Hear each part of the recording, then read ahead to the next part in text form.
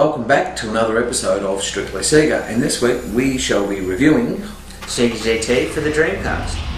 The game came up because a while ago we were trying to figure out which game to play. Grub here had Charlie's Dreamcast and we pulled out Sega GT. I said I didn't want to play it because I always thought the original was a bit dodgy, but Grub here said he wanted to play it. meaning Sega GT 2000 on the Xbox, because that's the only one I'm playing. See, I never picked up Sega GT 2000 because I always thought it was the same as the original for the Dreamcast, which I never really played that much but didn't like when I first picked it up. So upon discovering that we're talking about two completely different games, the decision was, let's go back and review Sega GT, the original. So here it is.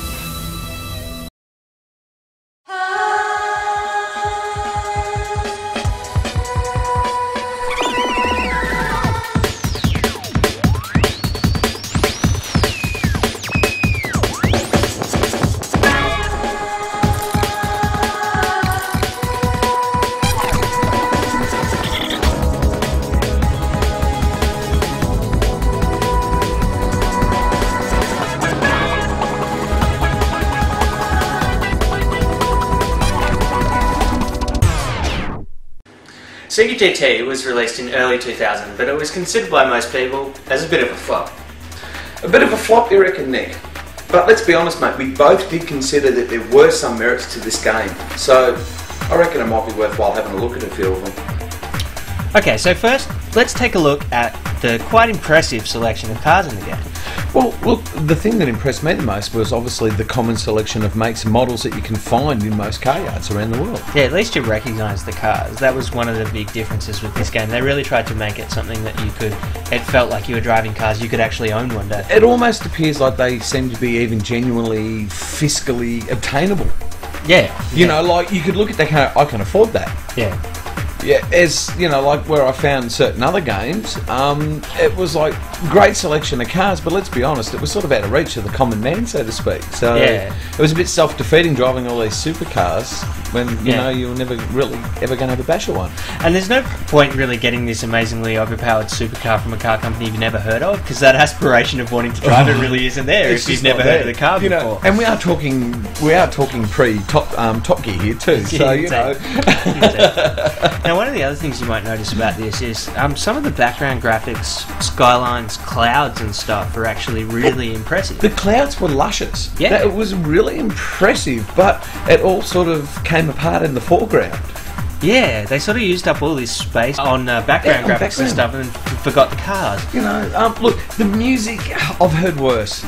You know, let's put it this way, the music was better than the actual graphic sounds. You know, like the cars, for example, were fairly unrealistic and... Well, and we are talking about the CD generation here, though, so they were still really limited with the amount of space on the disc. Okay, so now we can move on. What are we going to next? Oh, hey, what a... Oh, no, that's not going to work. The licenses were... Oh, no, they were broken, too. And the frame... Oh, no. Menus with... No, they're crap. Did we mention the car selection? Yeah, I think we did that. Let's just move on to the bad points. So here they are. I can see what Sega were trying to do with Sega GT, and in a few small respects, they have done some things well. However, the aspects of the game that bring it down far outweigh the good parts. When you start out, all is fine and the promise of a great game looms on the horizon, but after a while, when you begin to utilise the functions that we consider to be the most broken part of the game, it becomes so frustrating that we just found we lost interest. For example, when you start modifying cars, everything starts to go completely wrong, and it all comes down to the game just not being quite as intuitive as games like Gran Turismo. There's absolutely no point having 140 million options of what to do to your car if you haven't really got any idea of what those options are doing. So when you get to that point in the game where you have to start tweaking your vehicle to win a race, it all becomes rather tedious. I'm not going to win this race, dude. Man, so close, so close. I've upgraded the car as much as I can. We've got to do something. Gear ratio? Man, it's been 4 races and you've improved the time by 200th of a second. No, we'll keep going. I'll get it. Oh, come on. I got 4Ks out of that. So maybe we need to look at getting going a lot quicker and sacrificing top end speed. We're already smoking the tyres off the start. Yeah, well, We've got acceleration. And it's revving out first gear man, I'm and just, still accelerating. what is it with the gear ratios in this game? We got another 3 k's an hour over that. 3 k's, man. Awesome. Enough with the gear ratios. If you don't do something else different, I'm going to grab that controller and stick it up your... And then there's the sloppy controls. Oh, you can so use that barrier. Oh, come on! While I do agree the controls are twitchy, at least they're better than having non-responsive controls, and very occasionally you can end up with a really satisfying drift.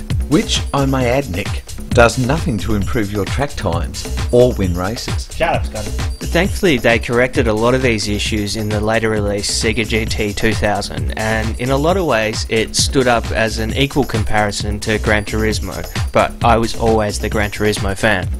It's sort of ironic you mentioned the comparison to Gran Turismo there, Nick, because I'd like to add that Sega were known for making some of the most exciting arcade race style games around, and I just couldn't fathom how all this came about.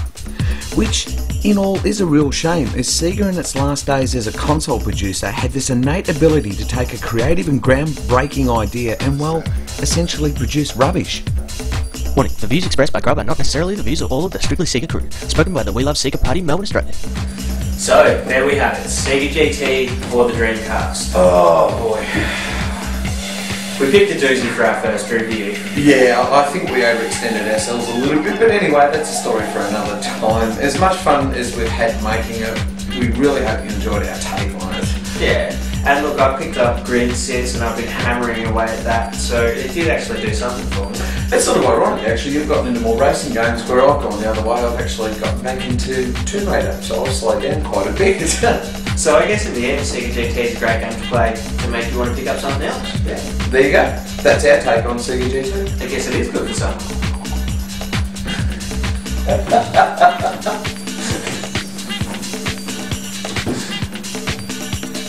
That wasn't bad.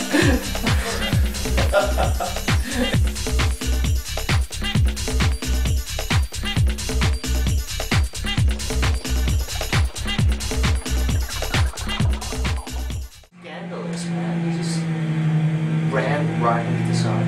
Just callous disregard for my safety. Aggressive AI. Not that there was much intelligence in these games. There's not much intelligence in this room either, Scotty. Comment that they are fairly touchy. You'd be surprised actually. I was just having a look at a few sort of game sites and just some reviews without getting into it too much, so I don't have to give credit out to who wrote them, but Plausible deniability. plausible deniability, but I'm just making obviously a